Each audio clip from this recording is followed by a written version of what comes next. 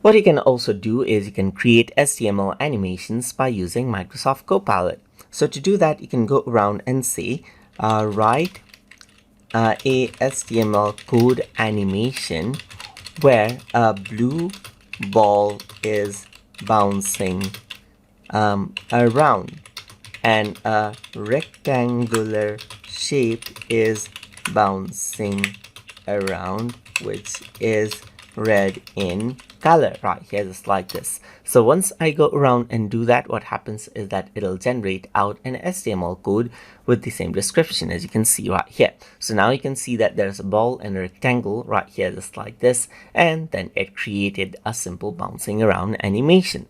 So let me just go around and copy this out right here, and then paste it out into Notepad application right here, just like this. So I'm going to go around onto File and onto Save As, and then I'm going to go to Desktop right here, and I'm going to go around and type in animation.html right here, just like this.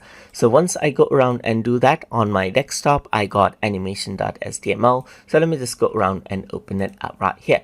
And there you go. You can see that now I got a blue circle right here and a rectangular red box with an animation right here. And you can see that this is quite dynamic because this is an HTML animation. So you can see that based on the size right here, this is what you have.